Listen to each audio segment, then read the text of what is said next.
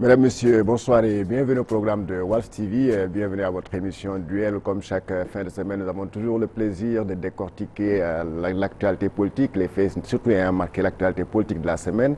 Au menu de ce numéro, donc, nous allons aborder les réconciliations entre Wade et Macky Sall. Il y a donc une semaine, jour pour jour, le président Macky Sall serrait la main au président Abdoulaye Wade après 7 ans de discours, 7 ans de guerre sans merci. Des retrouvailles, en tout cas, qui ont soulevé beaucoup de polémiques. D'aucuns estiment que là, il s'agit tout simplement d'une bonne réconciliation qui augure de toute façon d'une certaine recomposition de la classe politique, puisque le PDS et l'APR sont maintenant des amis, sont redevenus des amis, et que cela va forcément impacter positivement ou négativement sur la classe politique sénégalaise. Nous allons aussi donc aborder la libération du maire de Dakar, Khalifa Sall. Il a recouvert donc la liberté dimanche dernier. Alors une libération aussi qui fait moult polémiques au sujet donc de l'avenir politique de l'ancien maire de Dakar, M. Khalifa Sall. Pour évoquer ces sujets, nous avons le plaisir de recevoir deux responsables politiques. L'un c'est M. Tabouré Agne. Il est donc conseiller municipal à la mairie de Pikine-Est. M. Agne, bonsoir. Il est aussi membre de l'APR, il faut le souligner. Avec vous sur ce plateau, nous avons le plaisir de recevoir M. Sidi Fall. Il est responsable, donc il est le leader du MSU en France. Il est aussi membre du FPDR en France. M. Fall, bonsoir.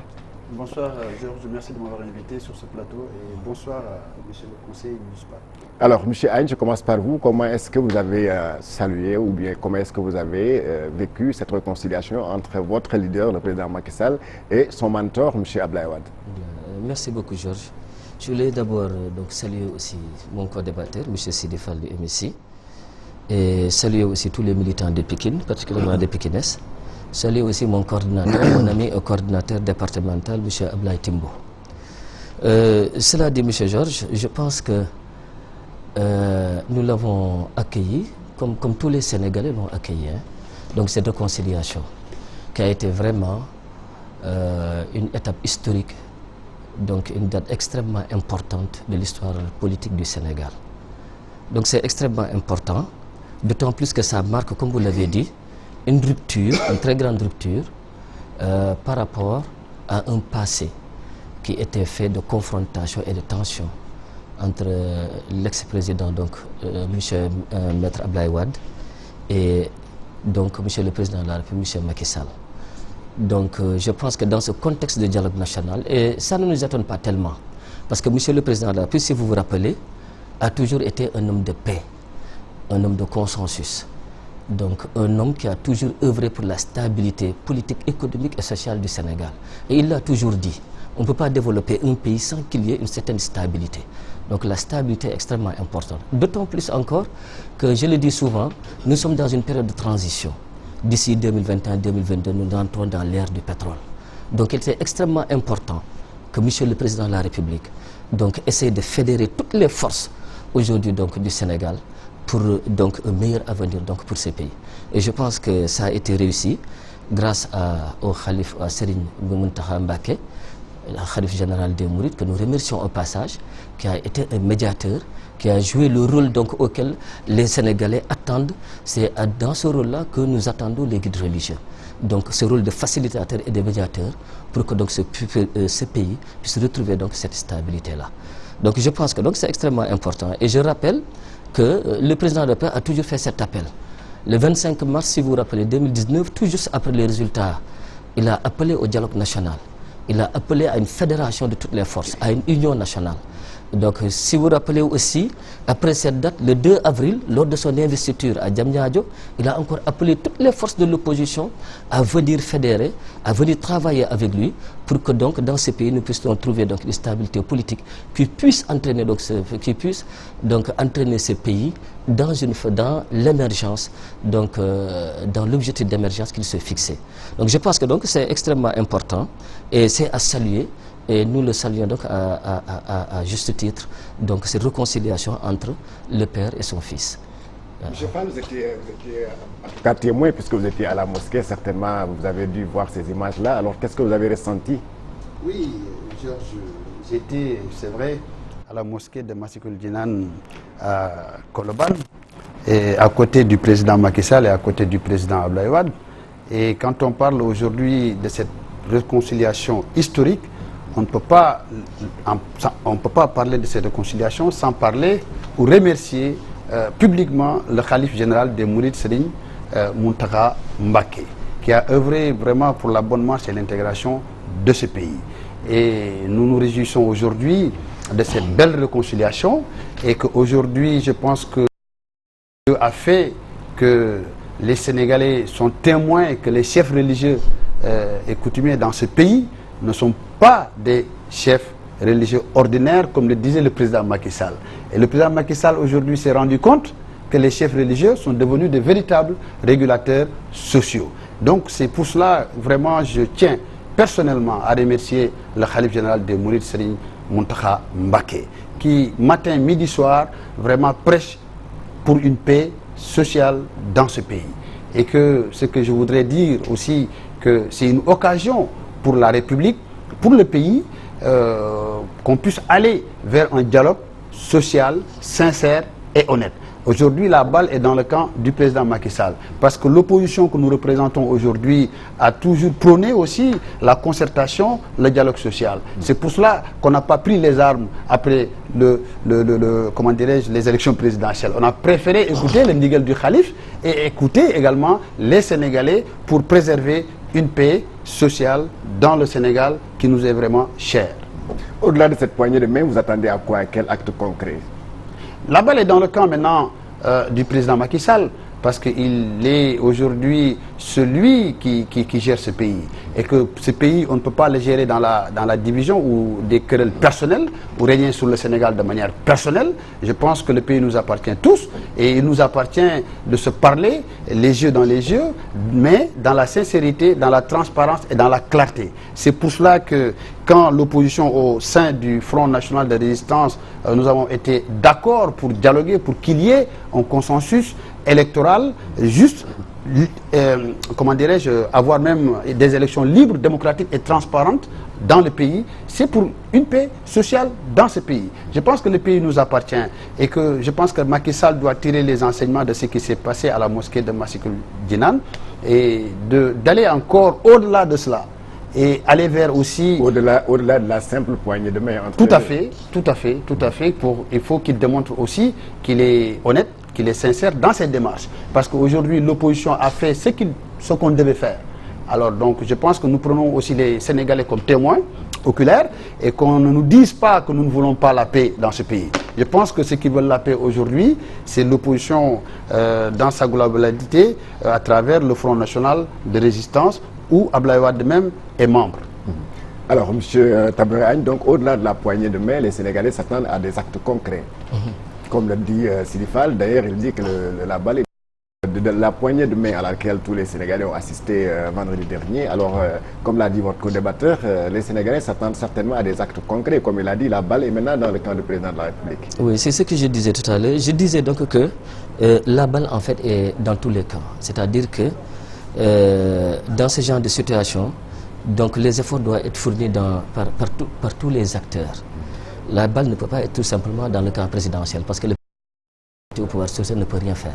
Donc je pense que tous les acteurs doivent faire des efforts et continuer à faire des efforts pour que quand même on puisse arriver à quelque chose de concret. Mais ce qu'on peut demander maintenant, c'est qu'on peut demander à présent, c'est tout simplement demander à monsieur Maître Abdoulaye Wade de venir rejoindre le dialogue politique. Et je pense que c'est extrêmement important, parce que je pense qu'il l'avait boycotté. C'était quelqu'un qui n'avait pas voulu participer au dialogue politique. Or aujourd'hui, donc, qu'il y a donc un contexte donc de réconciliation, donc je pense qu'il est important maintenant qu'il puisse venir rejoindre le dialogue politique. Et je pense que c'est un acteur extrêmement important, avec l'expérience qu'il a, l'âge qu'il a, et toute cette expérience politique qu'il a accumulée. Je pense que vraiment c'est quelqu'un qui peut beaucoup apporter à ce dialogue politique-là, pour que donc ça puisse aller de l'avant. Tout à l'heure, Monsieur Sidi Fall parlait donc que le président de la République doit donner des gages d'honnêteté, de sincérité. Mais je pense que M. Fall, le président de la République, l'a donné. Moi, je pense que ce dialogue politique, depuis qu'il a commencé, d'abord, le président de la République a fait beaucoup d'efforts concernant ce dialogue politique. Si vous vous rappelez, le ministère de l'Intérieur qui pilotait d'abord ce dialogue politique. L'opposition a demandé une personnalité neutre. Je pense que le président de la République a accédé à cette demande. Ensuite, deuxièmement, donc, on a nommé M. Mbou pour présider donc c'est la commission politique. Ensuite, voilà, l'opposition a demandé ensuite la délocalisation. Je pense que la délocalisation a été faite, le président a accédé à cette demande. Donc troisièmement, le président de la République a pris des engagements fermes selon quoi que tout consensus qui sera fait au niveau de ce dialogue sera appliqué. Je pense que donc il y a ici là donc des gages de sincérité, d'honnêteté pour que donc ça puisse aller là-bas. Et si vous ajoutez maintenant cette poignée de main entre le président et la réconciliation avec Maître Abdoulaye Wade, donc vous voyez donc que le président de la République est vraiment dans une dynamique de conciliation, dans une dynamique de stabilisation donc vraiment du... Donc, justement, M. Sidi Fall, beaucoup d'observateurs s'attendent à ce que, après cette réconciliation, que Maître Wade vienne trouver la table du dialogue après l'avoir boycotté.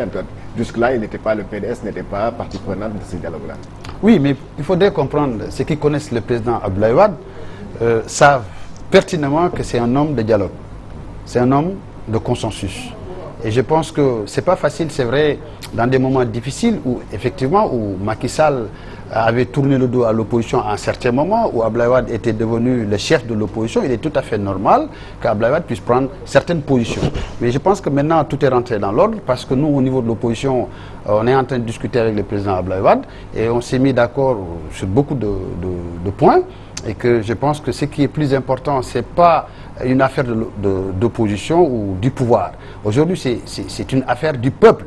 Le peuple aujourd'hui est un peuple qui souffre dans sa chair.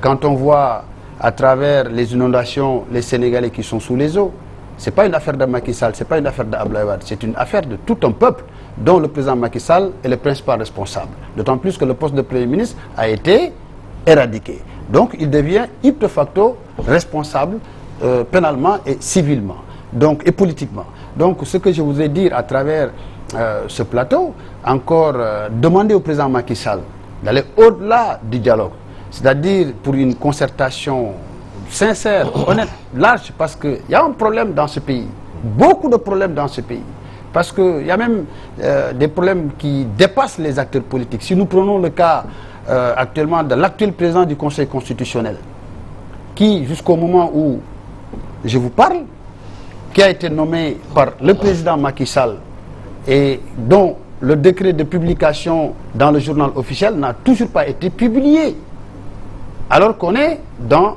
une république, dans un état de droit. Or, si un décret de publication n'a pas pu être publié dans le journal officiel, tout ce que le président du Conseil constitutionnel a pu prendre comme décision va entraîner des conséquences terribles dans le fonctionnement de la République de notre pays, le Sénégal. Donc c'est pour cela que ce dialogue aujourd'hui avec le pouvoir en place est crucial pour trouver des issues pour la bonne marche et l'intégration de ce pays. Ce n'est pas une affaire d'Abdoulaye Wade, ce n'est pas une affaire de Sidi Fall, ce n'est pas une affaire de Michel Agne ou de Georges ou de X ou de Y. C'est une affaire de tout un chacun de nous. Il faut que chacun puisse prendre ses propres responsabilités pour sortir le pays de là où il est. Parce que, vous le savez, ce qui se passe dans ce pays à travers les embouteillages immenses où le gouvernement ne trouve pas de solution. Les Sénégalais qui sont dans les eaux ne trouvent pas de solution. Les Sénégalais qui sont dans la misère perpétuelle et ceux qui sont dans le monde rural ne trouvent pas de solution. Alors qu'on nous parle d'un Sénégal prospère, émergent. Alors, je me pose des questions. Où est ce Sénégal? Où on parle de quel Sénégal? C'est pour ça encore, il est d'une importance capitale que le président Macky Sall puisse aller au-delà de ça, montrer sa sincérité, sa volonté de dialoguer pour qu'il y ait un consensus électoral permettant à chaque leader politique d'être candidat de manière juste et équitable pour que le pays fonctionne dans les règles de l'art comme ça se fait dans les autres pays. Voilà ce que je voulais dire et que nous sommes encore disposés encore à l'écouter. Mais vous avez espoir quand même que le président Abdoulaye va trouver la table de dialogue? Mais absolument, il va rejoindre le dialogue, je le pense. Parce qu'il a été toujours un homme de consensus, un homme de dialogue. Et d'ailleurs, il a même saisi le Front National de Résistance récemment à travers un courrier que nous aurons à examiner bientôt pour pouvoir prendre les décisions qu'il faut. Alors, ce que je peux vous garantir, l'opposition aujourd'hui dans sa globalité est unie et forte pour sortir ce pays dans des difficultés que nous traversons tous. Voilà moi ce que je peux vous dire, et je ne peux pas aller au-delà de ça. Monsieur Aïn, certains pensent même que, voilà, pour vraiment que la réconciliation soit concrète, il va falloir peut-être amnistier Karim Wade, qui était au centre des problèmes entre Macky et Wade. Merci Georges. Mais avant de répondre à la question, je voulais rebondir un peu sur ce qu'il a dit. Monsieur Fall peint un tableau trop sombre de notre Sénégal. Je pense que quand même, il faut reconnaître, Monsieur Fall, quand même, qu'il y a eu d'énormes progrès qui ont été faits depuis que le président est là. Il faut reconnaître quand même que nous sommes passés d'un taux de croissance de 1,3%, aujourd'hui presque à 7%. Donc avec, je ne vais pas revenir sur toutes les réalisations qui ont été faites, tous les efforts qui ont été faits donc, par Monsieur le Président de la République pour mener donc ces pays vraiment, pour faire progresser un peu ces pays dans tous les domaines. Dans le domaine économique, social, dans le domaine éducatif, dans tous les domaines. Donc je ne reviendrai pas là-dessus, mais je voulais atténuer tout simplement ce tableau sombre dont vous parlez, qui n'est pas aussi sombre que ça aussi. Il faut le reconnaître. Maintenant, je voulais revenir sur les débats concernant le président du Conseil constitutionnel. Je pense que là, c'est extrêmement important, Georges, parce que les gens, parfois, il y a des politiciens qui manipulent l'opinion publique. C'est-à-dire des politiciens qui sont là, qui utilisent le droit pour vraiment induire les gens à Le débat a été soulevé par l'ancien Premier ministre Abdoul Mbaye. Oui, mais je pense que c'est une erreur. Tous les juristes sérieux vous diront que vraiment, c'est quelque chose qui n'avait même pas sa raison d'être. Parce qu'en fait, le président du Conseil constitutionnel, évidemment, d'après ce qu'ils disent, ils ont dit que le président du Conseil constitutionnel a été nommé et que le décret qui a nommé le président du Conseil constitutionnel n'a pas été publié au journal officiel. Et de ce fait, donc, tous les actes posés par le président du Conseil constitutionnel donc, sont de nul et de nullité absolue. Mais ce qui est faux. C'est-à-dire qu'il y a ici une certaine incohérence, une certaine confusion qui est entretenue. Et tous ceux qui font le droit administratif, tous ceux qui ont, même les étudiants de première année qui ont fait du droit administratif, vous diront que, mon cher, parmi les actes, il y a deux types d'actes. Il y a les actes individuels et il y a les actes collectifs. Dans les actes individuels, seule la notification de l'acte individuel à l'intéressé suffit à l'acte pour produire ses droits. Or, l'acte de nomination du président conseil est un acte individuel.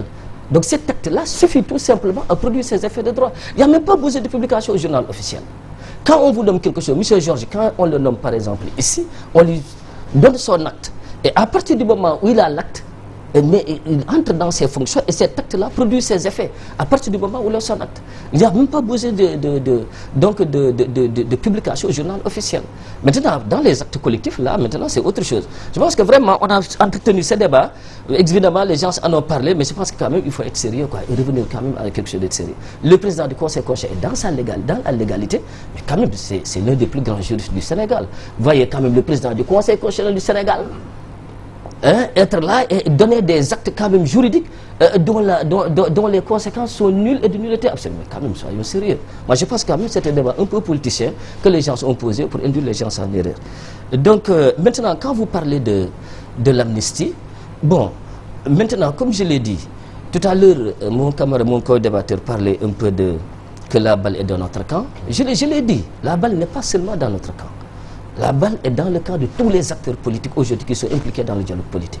Pourquoi je disais tout à l'heure que M. Abdoulaye Wade, Maître Abdoulaye Wade, président Abdoulaye Wade, doit venir assister au dialogue politique. Et il y a de ces décisions que le président ne peut pas prendre. Seul le peuple sénégalais peut le prendre. Quand il s'agit d'amnistier, par exemple, Karim Wade ou Khalifa Sall, je pense que moi, cela doit se faire dans le cadre du dialogue politique.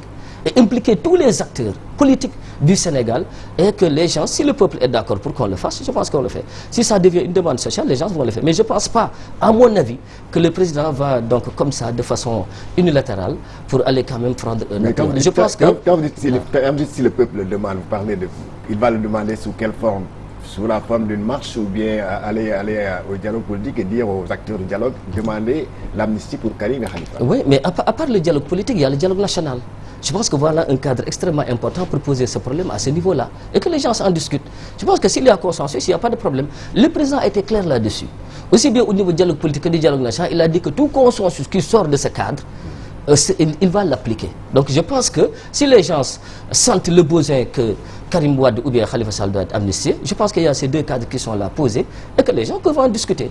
Et je suis sûr et certain que si les gens trouvent un consensus, je ne vois pas pourquoi le président ne le ferait pas.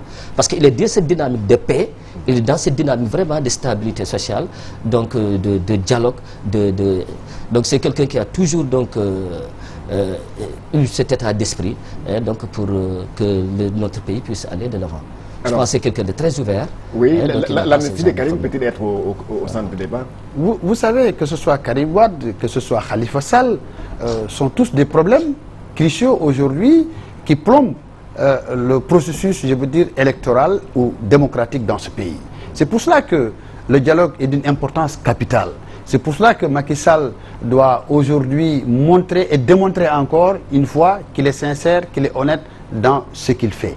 Et moi, en tout cas, en ce qui me concerne, j'ai de l'espoir. Mais je suis de ceux qui pensent que Macky Sall, et je l'ai toujours dit, est l'homme qui ne dit jamais ce qu'il fait et ne fait jamais ce qu'il dit. Et c'est le moment pour moi opportun de me démontrer que vraiment, qu'il est disposé vraiment à écouter les Sénégalais, à poser les actes d'un véritable dialogue et même à aller rapidement, par exemple, poser les grands axes pour, par exemple, mettre sur pied l'installation, par exemple, du comité de pilotage du dialogue, qui n'a toujours pas encore été Mais n'oubliez pas que le président, oui, il a le droit de grâce, mais l'amnistie revient à l'Assemblée nationale. Absolument, absolument, mais c'est pour cela que tout doit être discuté.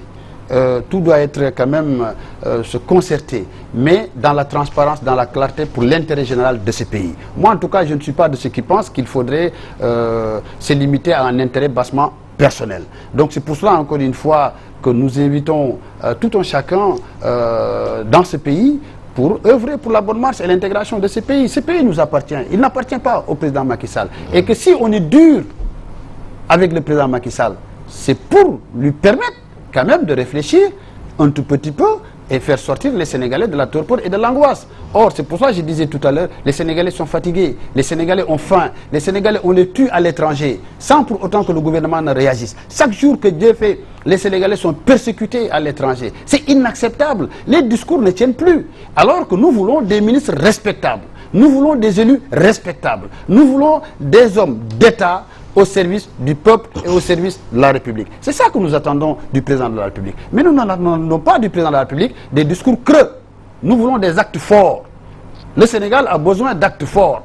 Le Sénégal a été toujours un pays de la sous-région, un pays phare de la sous-région. Aujourd'hui, nous sommes tous d'accord qu'on est devenu, je suis désolé de le dire, la risée du monde. C'est inacceptable. C'est pour cela ce dialogue est d'une importance capitale. En tout cas, en ce qui nous concerne au sein de l'opposition, malgré nos divergences politiques, on s'est mis d'accord pour l'intérêt général de ce pays. C'est pour cela que le Khalife général des Mourides nous avait dit, après ces élections présidentielles, Am ngeen ndam lu kenn amul. Et aujourd'hui, nous sommes encore là à écouter le Khalife général des Mourides, Serigne Mountakha Mbacké, à écouter aussi l'Église catholique, le chef de l'Église catholique et l'ensemble des chefs religieux et coutumiers. Si vous dites que nous sommes devenus la risée du monde, mais est-ce que vous n'êtes pas quelque part responsable de cette situation quand on sait que vous, au niveau de la diaspora, on a vu récemment aux États-Unis ce qui s'est passé avec des Sénégalais qui sont venus avec des pancartes qui n'honorent pas du tout le Sénégal. Vous, en France, vous faites la même chose. Est-ce que là, vous n'avez pas une part de responsabilité? C'est la démocratie. Et quand on est en démocratie, on a le droit et l'obligation de dire ce qui ne va pas. Maintenant, il appartient au président de la République de tirer les enseignements de ce qui s'est passé aux États-Unis ou de ce qui va se passer en France ou ailleurs. Parce que si les Sénégalais sortent aujourd'hui, ce n'est pas pour huer le président de la République, mais c'est pour se faire entendre. Parce qu'ils n'ont plus aujourd'hui de voie de recours à travers les ambassades ou à travers leur ministère de tutelle. C'est ça le problème. Ils sont obligés d'interpeller directement le président de la République. D'autant plus que lui, le président de la République, c'est lui-même qui a, en quelque sorte, éliminé le poste de Premier ministre. Il devient un principal responsable. Il est exposé à tous les problèmes de ce pays. Et il doit l'affronter. Mais aussi l'affronter dans le sens de l'écoute, dans la transparence, dans la clarté, et non pas dans la répression. Comme il l'a fait avec Karim Wade, il l'a fait avec Khalifa Sall et les 41 détenus du PDS à l'époque où l'opposition s'est battue corps et âme pour pouvoir libérer tous ces détenus politiques. Il faut qu'il sache qu'on s'est battu lui pour qu'il arrive au pouvoir, qu'on s'est battu pour que le Sénégal devienne une véritable démocratie. Donc lui, il devait améliorer cette démocratie, montrer à la face du monde que le Sénégal est un pays fort, est un pays qui évolue sur le plan de la démocratie et sur le plan des institutions et permettant aux fils de ces pays quand même de compétir dans le monde comme on l'a toujours fait. Donc c'est pour cela que je encore lance un appel à nos amis aujourd'hui du pouvoir que si nous voulons une paix dans ce pays, une prospérité dans ce pays, il faut qu'il ait la transparence, la clarté, le sérieux. Mais vous savez, vous allez quand même dire que voilà, il a fait un geste, un pas vers tout ce que vous voulez, en allant vaincre, en acceptant cette réconciliation-là. Il y a quelque part une volonté de décrisper un peu l'atmosphère politique, n'est-ce pas? Non, c'est parce que nous nous sommes battus. Et que ça a été devenu une demande sociale, comme la libération de Khalifa Sall. Ce n'était plus une affaire de Macky Sall ou une affaire de l'opposition. Donc, Dieu merci que Khalifa est sorti de prison. Dieu merci, effectivement, que l'opposition s'est retrouvée dans le cadre du Front National de Résistance et d'être d'accord pour un dialogue sincère et honnête. Alors, c'est pour ça que je disais tantôt, en début d'émission, que la balle est dans le camp de Macky Sall. Alors, il faudrait que Macky Sall aussi arrête en pensant qu'il peut toujours, en quelque sorte, aussi rouler ses adversaires dans la farine, comme le faisait le boulanger. Ça, c'est inacceptable, c'est terminé, parce que nous, les Sénégalais, nous nous sommes retroussés nos manches pour relever ce défi sur le plan politique, sur le plan démocratique, pour permettre ce pays quand même de reprendre sa place dans le concert des nations. Voilà moi ce que je peux dire. Oui, Taboré, oui. Oui, bon, en fait, c'est que M. Kamem Fall est un peu trop mis sur les bords. C'est-à-dire que quand même, quand vous parlez, j'ai l'impression que, bon, quand vous parlez, on est dans un autre pays qui n'est pas le Sénégal, quoi. Parce que vraiment, ici, on est dans un pays démocratique. D'ailleurs, vous êtes là sur ce plateau à tout dire au président de la République pour dire qu'il ne tient pas parole, etc. Mais c'est ça la démocratie. Si on ne tient pas dans une démocratie, vous n'oserez pas être là à critiquer le président de la République. Je pense que quand même, il faut quand même être beaucoup plus posé et quand même reconnaître aussi les efforts qui ont été faits.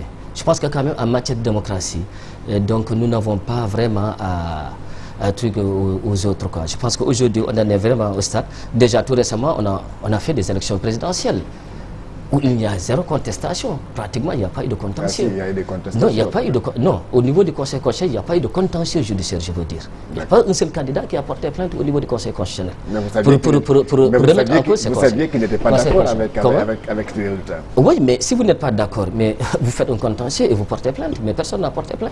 Ça veut dire qu'il n'avait pas de preuves et qu'il n'avait pas d'éléments en matière à aller au niveau du Conseil constitutionnel. Je vous le concède. Donc je pense que... Et ces élections ont été saluées par le monde entier, par l'Union européenne, etc. Tous les observateurs sont d'accord que dans ces élections étaient transparentes et se sont passées vraiment dans une atmosphère de paix, de sérénité, etc. Donc je pense que ça, si vous dites que nous ne sommes pas dans une démocratie, quand même, ça pose problème. Maintenant, moi, je suis totalement d'accord avec ce que Georges dit. C'est-à-dire que quelque part, il y a, je ne dirais pas que c'est toute l'opposition, mais il y a quand même quelque part des gens dans l'opposition qui ne jouent pas le jeu. Je ne dirais même pas qu'ils sont irresponsables, mais qui ne jouent pas le jeu. Parce que quand vous allez, par exemple, ce qui s'est passé la dernière fois avec la première dame aux États-Unis, avec des gens, moi je me dis, est-ce que c'est même des Sénégalais? C'est deux ou trois personnes. Bien sûr, c'est des Sénégalais. Non, ce n'est pas des Sénégalais. Moi, je doute que ça soit des Sénégalais. Parce que les Sénégalais n'est pas comme ça. En général, les Sénégalais, ils sont vraiment très responsables. Donc vraiment très... Mais je doute fort que ça soit des Sénégalais. Parce que quand même, la première dame, ce n'est pas elle qui est élue. C'est son mari qui est élu. Moi, je pense que la première dame, vraiment, c'est vraiment passé à côté. Vraiment, elle n'a pas de responsabilité dans ce qui se fait ici dans ces pays. C'est son mari qu'on a élu comme président de la République. Moi, j'aurais bien compris qu'on ait le président de la République ou bien un autre politique. Mais quand même, la première dame, vraiment, ça. C'est pourquoi je me dis, je doute fort bien que ça soit des Sénégalais. Et jusqu'à preuve du contraire, je ne pense pas que cela soit des Sénégalais. Ah bon. Parce que l'autre élément que j'ai dit, Georges, mais aujourd'hui, c'est parce qu'on est dans un pays démocratique qu'on a ce dialogue politique. C'est parce que le président est démocrate qu'on a ce dialogue national qui va bientôt démarrer. C'est parce que le président est un démocrate qu'on a institué la journée du 28 mai comme journée du dialogue national. Mais donc, ne me dites pas que nous ne sommes pas dans un pays démocratique. Si vous avez un président qui tend la main à toute l'opposition, qui tend la main à ceux de l'opposition pour leur dire, écoutez, venez discuter, parlons des problèmes du pays. Et vous voulez revenir dire que nous ne sommes pas dans un pays démocratique. Je me demande bien de quel pays vous parlez, mais ce n'est pas le Sénégal. Parce que c'est parce qu'on est dans une démocratie forte, qu'aujourd'hui nous avons donc le président de la République, M. Macky Sall et Maître Abdoulaye Wade se réconcilient. Qu'on a aujourd'hui Khalifa Sall qui sort de prison. Et je suis désolé, Khalifa Sall n'est pas un prisonnier politique. Au Sénégal, depuis que le président est là, il n'y a jamais eu de prisonnier politique. C'est un prisonnier de droit comme tous les autres prisonniers. Je me demandais bien pourquoi on ne l'a pas arrêté sur des bases politiques. Mais c'est sur des faits bien précis, hein, des fautes de gestion bien précises, sur un rapport de l'inspection générale d'État qu'il a été arrêté. Il a été jugé par la justice. Ce n'est pas le président qui l'a jugé. Ce n'est pas le président qui l'a enfermé. C'est la justice sénégalaise qui l'a enfermé, qui a reconnu qu'il a fauté. On l'a enfermé. Et maintenant, le président l'a fait dans sa magnanimité, dans sa générosité, mais l'a gracié. Je pense que s'il y a quelqu'un à remercier quand même, vous deviez de remercier le président de la République, d'être un très bon démocrate. Je pense que c'est extrêmement important. Alors, l'autre élément que je voulais ajouter, ce que vous disiez tout à l'heure sur l'amnistie. Je pense que c'est pour vous dire que nous, en tout cas au niveau du parti au pouvoir, nous sommes dans ces dispositions. Et si vous avez lu les journaux aujourd'hui, vous avez vu que le président du groupe parlementaire, par exemple, donc Benno Bokk Yakaar, à l'Assemblée nationale, M. Armé Gningue, a carrément dit qu'ils sont dans des dispositions, vraiment, si la possibilité est là, donc vraiment de voter soit une proposition de loi ou bien que le gouvernement propose un projet de loi pour donc amnistier. Je pense que c'est extrêmement important. Et je pense que ce matin, le président donc, du groupe parlementaire, notre groupe parlementaire, là, a réaffirmé sa disposition donc à aller dans ce sens, si besoin en était. Donc je pense que nous sommes donc dans ces dispositions. Donc, la transition donc, est toute trouvée d'ailleurs pour évoquer donc, le cas de la libération de l'ex-maire de Dakar, M. Khalifa Sall, qui vient donc de recouvrer la liberté. Alors, une issue heureuse selon vous, M. Sidi Fall? Absolument. Khalifa Sall a été un ministre de la République dans ce pays, a été maire de Dakar dans ce pays. Il a beaucoup fait. Il a été élu député avant d'être révoqué. Oui, tout à fait, avant d'être révoqué. D'ailleurs, où on a complètement violé son droit de parlementaire, l'article 61 de la Constitution. Donc, ce n'est pas pour s'attaquer au président Macky Sall ou pour s'attaquer à la République. Le pays nous appartient, je l'ai dit. On est en démocratie. Il faut qu'on permette quand même à tout un chacun de s'exprimer. Donc on ne peut pas tous être du même bord. Et donc c'est ça qui fait que la République puisse évoluer, puisse avancer. Donc Khalifa Sall, pour en revenir un tout petit peu, ce qui s'est passé, et c'est vrai, c'est triste parce que de voir l'ancien maire de Dakar. Dakar, c'est pas n'importe quelle ville. Dakar fut capitale de l'AOF. Dakar est une référence. Et emprisonner, embrasser le maire de cette capitale, pour des raisons que peut-être qu'on évoquera peut-être plus tard, vraiment, c'est triste d'en arriver là. C'est ça que moi, je désole. Maintenant, je pense qu'on se réjouit de cette libération et que nous devons, comme vous l'avez dit, la main dans la main, mais se regarder les yeux dans les yeux, mais être honnête et sincère. C'est ça le plus important. Pour qu'ensemble, qu'on puisse transformer ce pays, permettant à chaque Sénégalais d'avoir un toit, un travail, une femme, de fonder un foyer, de participer dans l'économie et de relancer le pays. C'est le plus important pour nous. Alors, Monsieur Agne, beaucoup de Sénégalais disent que voilà, M. Khalifa Sall a été gracié, c'est parce que aussi, quelque part, le président a eu part de responsabilité dans son emprisonnement. mais quelle part de responsabilité? Ah oui, parce je me demande bien. Au cours d'une interview avec un organe de presse étranger, il avait dit qu'il allait le libérer s'il en a la volonté et le désir. Et le désir. Ouais. Ça, c'est lui qui l'avait dit. Donc maintenant, il vient d'avoir la volonté et le désir. Non, mais parce que c'est lui qui a le droit de grâce, constitutionnellement parlant. C'est lui qui a le pouvoir de grâce. Est-ce que vous ne pensez pas que là, cette phrase-là était une phrase de trop quand même? Non, non, comment c'est une phrase de trop? Il explique aux gens, écoutez, c'est moi, la Constitution lui donne la possibilité de gracier. Personne d'autre n'a la possibilité de gracier. Donc c'est lui qui a la possibilité de gracier. Donc il le fera au moment opportun. Il vient juste d'avoir le désir et la volonté. Oui, mais vous savez, la grâce aussi ne pouvait être faite qu'une fois tous les recours, donc. Et je pense qu'il l'a toujours dit. C'est-à-dire qu'une fois que les recours sont terminés, il y a possibilité de grâce. Je pense qu'il y a aussi dans d'autres interviews où il a dit carrément qu'il y avait possibilité de gracier, etc. Et tout ça. Certains disent maintenant, vous l'avez, Khalifa a été libéré parce qu'il n'est plus un danger pour le pouvoir. Les élections sont terminées, donc voilà, vous pouvez maintenant... Non, mais Khalifa n'a jamais représenté un danger. Mais je vous rappelle, c'est-à-dire que moi, ça me pose problème. Je vous rappelle qu'en 2014, je pense qu'il est parti avec Taxawu Sénégal. Parce que Taxawu Dakar. Donc, et je pense que la coalition Benno Bokk Yakaar a raflé la majorité pratiquement des communes donc, du Sénégal. Et M. Khalifa Sall n'avait que quelques poches au niveau de Dakar. Je pense qu'à Dakar, il a gagné, sauf par exemple dans la commune de M. le ministre Ali, comment il s'appelle encore, Diouf Sarr. qui avait gagné en 2014. Mais je pense qu'après cela, Khalifa Sall n'a pas gagné d'élection ici au niveau de Dakar. Toutes les autres élections qui sont passées, nous les avons gagnées.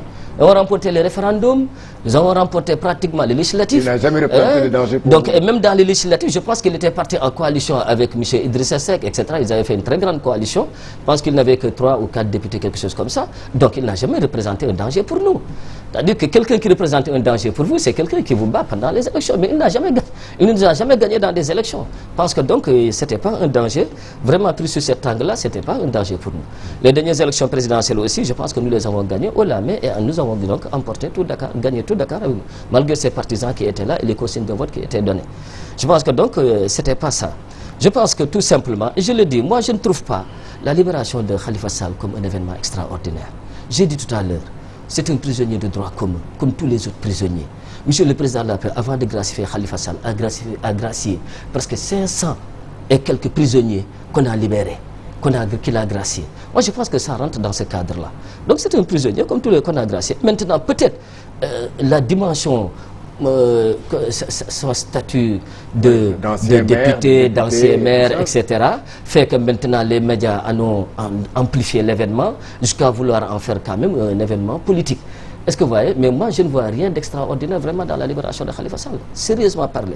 Moi, je le prends comme un événement comme un autre, comme un prisonnier de droit commun qui a commis des fautes de gestion, que la justice a emprisonné et qui a été gracié par le président de la République grâce à sa magnanimité, grâce à sa générosité qui a pu donc, pour qu'il puisse retrouver donc sa famille, revoir sa mère, revoir sa famille. Dans sa récente question économique, oui, vous pouvez terminer. Oui. Donc je voulais dire, parce qu'il parlait tout à l'heure de il y a eu violation de loi. Il n'y a pas eu violation de loi. Il n'y a pas eu violation de loi durant son mandat de député. Je pense qu'au contraire, les gens ont respecté ce mandat-là. Donc je pense qu'il n'y a pas eu violation. Toute la procédure s'est passée normalement. Et je pense que voilà, la justice a fait son rôle comme il devait le faire. Dans sa dernière question économique, le député Mamadou Lamine Diallo dit que le nouveau combat du FNR doit être donc non seulement au-delà de la liberté de Khalifa Sall, mais qu'il retrouve ses droits civiques et politiques. Absolument. De même que M. Karim Wade. Absolument, parce que nous partageons ce pays. Nous aimons ce pays. Et pour respecter la démocratie, il faut donner la chance à tout un chacun, comme on l'a donné à Macky Sall. Parce que si en dehors le droit civique, ils ne pourront pas participer à la prochaine élection. Mais absolument, et tout le monde sait que tous les 2 candidats ont été persécutés.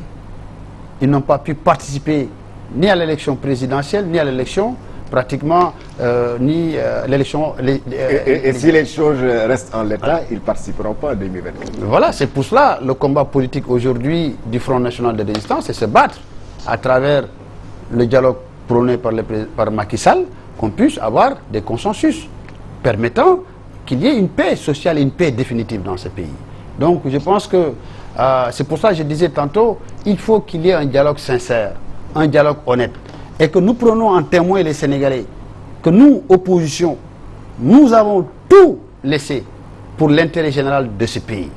Nous aurons dû, par exemple, on aurait dû, en tant qu'opposition, aller, je ne sais pas, tisser des relations à l'extérieur et mettre le pays d'une façon ingouvernable. Nous ne l'avons pas fait. Parce que nous sommes des républicains, des démocrates et des citoyens. Alors, engagés pour l'intérêt de ce pays. C'est pour cela que nous nous sommes mis d'accord pour discuter, trouver des consensus. Et la balle est dans encore le camp de Macky Sall. C'est à lui. Maintenant, si ce dialogue échoue, il est sous la responsabilité du président Macky Sall. Ça, il faut que ça soit clair. Parce que nous nous sommes donnés, nous avons écouté le khalife général des Mourides, Serigne Mountakha Mbacké, que nous ne cessons de remercier matin, midi, soir, qui joue son rôle aussi matin, midi, soir. Et c'est pour cela qu'aujourd'hui, les Sénégalais ont retrouvé une paix sociale dans ce pays.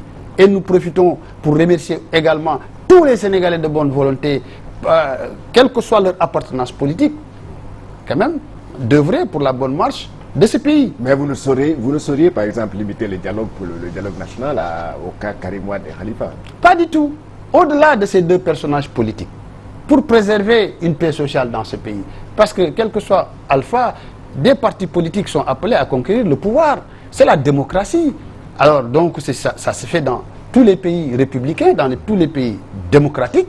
Et là, alors, c'est pour cela que nous travaillons dans ce sens. En tout cas, nous ne pouvons pas dévoiler certaines stratégies à travers des plateaux de télé, mais nous, opposition, on se réunit, on se concerte pour l'intérêt de ce pays et que nous avons dit oui pour l'intérêt de ce pays.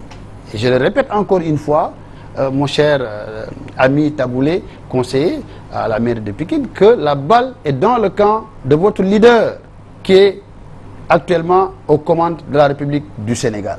Donc maintenant, si le dialogue est plombé, c'est lui. S'il n'y a pas de dialogue, c'est lui. Si le dialogue évolue, c'est lui. Donc il a intérêt, je pense... Et vous n'avez aucune responsabilité dans ce dialogue-là. Nous avons tout donné. Vous nous avez vus avec le Khalif. Vous nous avez vus après ces élections. Parce que tout le monde pensait qu'on allait mettre ce pays à feu et à sang. Mais, de par notre intelligence, de par notre capacité de connaissance, nous nous sommes réunis pour privilégier l'intérêt général de ce pays. Sauvegarder le peu que nous avons pour sortir ce pays. Donc, je le dis encore une fois à travers ce plateau, ce n'est pas pour des critiques contre le président Macky Sall.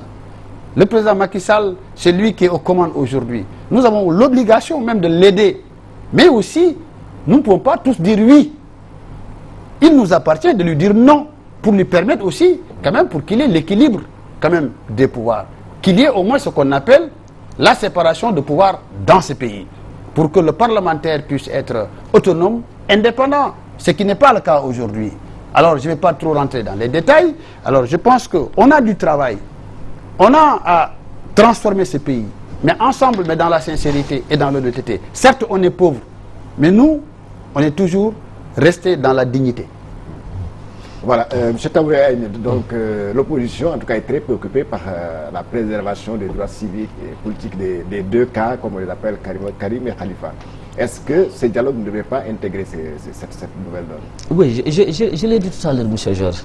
J'ai dit tout à l'heure que, évidemment, de mon point de vue, je pense que d'abord, Maître Abdoulaye Wade doit faire un pas pour aller au dialogue.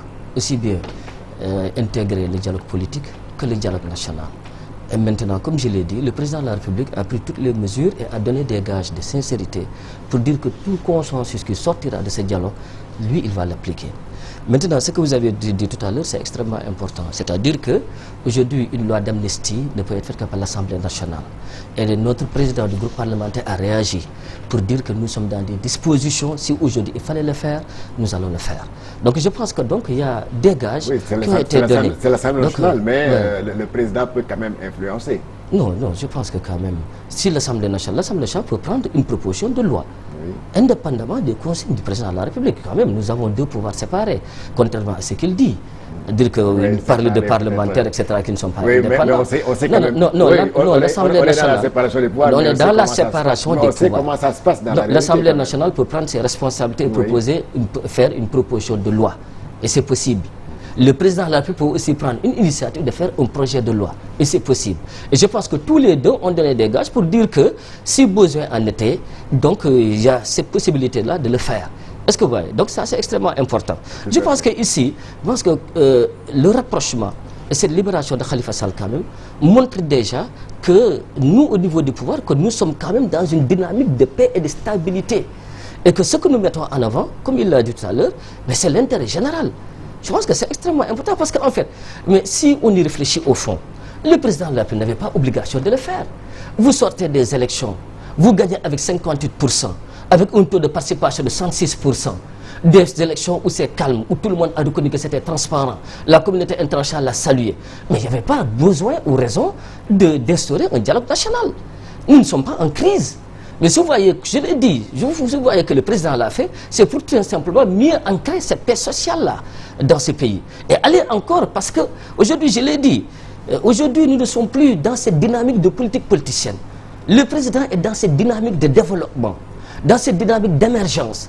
On a besoin de tous les acteurs pour que les acteurs puissent venir. Il a dit lors du lancement du dialogue qu'il n'est plus dans les combines. Non. On est aujourd'hui dans cette dynamique de développement, d'émergence, de régler les problèmes des Sénégalais, les problèmes d'éducation, les problèmes d'économie, les problèmes sociaux, etc., etc. Et je pense que les défis sont nombreux, comme vous l'avez dit tout à l'heure, M. Fall. C'est pourquoi nous avons besoin de tout le monde. Et ce dialogue-là est extrêmement important. pour créer ce consensus qui permettra au Sénégal de rentrer dans l'ère du pétrole. Je le dis encore, nous sommes dans une période de transition extrêmement difficile.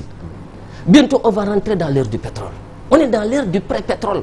Et vous avez, M. Georges, ce qui s'est passé dans tous les autres pays où on a découvert du pétrole et du gaz. Et aujourd'hui, Dieu, remercions le bon Dieu, parce que tout récemment encore, on a découvert des jugements de gaz et de pétrole. Le Sénégal ne sera plus, à partir de 2022, le Sénégal ne sera plus comme avant. Le Sénégal sera un autre pays, sera un petit pays pétrolier et gazier, soumis donc à des menaces externes auxquelles le pays doit faire face. Et ce pays ne peut pas faire face à ces menaces tant qu'il n'y a pas cette unité nationale, tant qu'il n'y a pas cette stabilité sociale. Je pense que c'est par cette stabilité sociale, cette unité, cette union, que nous pouvons faire face vraiment à entrer dans l'ère du pétrole et du gaz pour faire face à toutes ces menaces qui nous guettent. Et je pense que le président de la République l'a compris. Et c'est ce sens-là, c'est ça qu'il faut comprendre. Donc, pour que les gens puissent comprendre que cet enjeu de dialogue nous dépasse, nous tous. Dépasse vraiment les problèmes de politique politicienne, les problèmes d'amnistie Karim Wade ou bien d'amnistie Khalifa Sall. Non, ça dépasse ça. C'est l'avenir de la nation qui est en jeu. C'est l'avenir de la nation qui est en jeu. Et c'est extrêmement important. Et le président l'a compris. Je pense que c'est pour cela qu'il fait tous ces sacrifices et fait tous ces éléments pour faire comprendre aux Sénégalais, écoutez, nous allons bientôt rentrer dans l'ère du pétrole, qui est une ère de menaces, qui est une ère qui est très sensible. Nous ferons face à des défis extraordinaires, à des enjeux extraordinaires. Donc je pense que pour faire face à ça, il faut une unité nationale. Je pense que c'est comme ça qu'il faut comprendre l'esprit du dialogue national et du dialogue politique que le président a mis en place. Vous êtes convaincu qu'à travers ce dialogue, on peut obtenir l'amnistie de Karim et de Khalifa? Oui, mais je l'ai dit tout à l'heure. J'ai dit que le président a donné des gages, que tout consensus qui sortira du dialogue, il va l'appliquer. Le président de l'Assemblée nationale, de notre groupe parlementaire, ce matin, a dit carrément qu'ils sont dans des dispositions pour évidemment appliquer si besoin est nécessaire de le faire. Parce que nous sommes dans ces dynamiques. Si certains doutent, c'est parce qu'on a vu ce qui s'est passé avec les réformes de la CNRI. Ah oui? Il avait dit qu'il allait prendre ce qu'il arrangerait dans cette... Non, je pense que nous ne sommes pas dans ces mêmes cas de figure. Je pense que, non, dans CNRI, il n'avait pas dit qu'il va appliquer toutes les conclusions. Je pense que le président ne l'a jamais dit. On a mis en place une commission qui a réfléchi et qui a même outrepassé ses prérogatives. Ça, il faut le dire. Qui a proposé même une constitution. Il qui a proposé même une constitution. Et le président de la République, à partir de là, c'était une commande lui-même qu'il avait fait. Donc de bonne foi. Je pense que lorsque la commande lui est revenue, il a appliqué ce qui pouvait être applicable en son temps. Mais je pense que c'est différent d'ici. Il a donné des gages, il a dit haut et fort carrément. Je l'ai dit tout à l'heure. Il a cédé à toutes les caprices de l'opposition. L'opposition a dit que le ministre de l'Intérieur ne devait pas présider. Il a cédé. L'opposition a dit que les concertations ne se tiendraient pas au niveau du ministère de l'Intérieur. On l'a délocalisé dans un hôtel. L'opposition, etc., etc. Tout ce que l'opposition a dit... Mais jusque-là, vous, de la majorité, vous bloquez ce processus-là parce que vous ne voulez pas du bulletin unique. Oui, non. Ce n'est pas parce que nous ne voulons pas du bulletin unique. Je pense que ce que nous avons dit, c'est clair. C'est-à-dire qu'il faut nous donner des arguments et des justifications qui permettent de montrer que le bulletin unique est indispensable. Je pense que c'est extrêmement important. Déjà, le bulletin unique est efficace, il est indispensable. Mais je pense que, non, jusqu'à présent, il n'y a pas d'argument celui qui le montre. Je pense que, non, je pense qu'il faut, non, il faut faire la différence. Vous dépensez des milliards pour imprimer plusieurs bulletins, on vous propose un seul bulletin pour des raisons économiques. Non, mais c'est ce qu'on a dit, c'est-à-dire que même ces raisons économiques, il n'est pas dit que c'est parce que quand on imprime un bulletin unique, que le coût du bulletin est beaucoup moins élevé que quand vous avez des bulletins multiples. Rien ne le prouve. C'est-à-dire qu'il ne faut pas aussi verser dans le spéculation, parce qu'il y a la spéculation et l'argumentation. Quand vous argumentez, vous donnez des preuves concrètes pour montrer évidemment que ce que nous faisons là donne ça. Vous n'ont pas convaincu. Non, ça n'a pas convaincu. Si ça nous avait convaincu, nous allions donc y entrer. Oui, M. Fall, donc jusque-là on parle de dialogue, mais là on voit déjà aussi que ce dialogue piétine à cause donc de cette majorité qui bloque les débats en disant qu'ils ne veulent plus de bulletin unique. Ils sont majorité à l'Assemblée nationale. Macky Sall, je ne vais pas revenir sur ces élections précédentes, de ce qui s'est passé, tout le monde le sait. C'est pour cela qu'il faut préserver la paix sociale. Pour préserver la paix sociale, il faut qu'il y ait ce dialogue. Donc ce dialogue est incontournable. C'est pour ça que je disais, et je le redis encore, la balle est dans le camp de Macky Sall et de ses amis. Alors, donc, ce qui se passe au Mali, en Mauritanie avec le bulletin unique, et même la sous-région, pourquoi pas ne se passe pas au Sénégal? On n'est pas plus intelligent que ces pays. On n'est pas plus malin que ces pays, on n'est pas plus fort que ces pays. Alors donc c'est pour cela que quand vous concentrés autour de ce problématique, ça prouve encore une fois, en tout cas en ce qui me concerne, derrière il y a encore des combines et des magouilles. Donc il faut arrêter cela. Vous l'avez dit tout à l'heure, et lui-même il l'a dit, je pense qu'on le prend maintenant sur parole, parce qu'il a parlé devant le calife. Et c'est comme lui, je le répète encore, parce que c'est lui qui traitait les chefs religieux comme des citoyens ordinaires, et il s'est rendu compte aujourd'hui que les chefs religieux sont devenus de véritables régulateurs sociaux, comme l'a fait Serigne Mountakha Mbacké, khalife général des Mourides.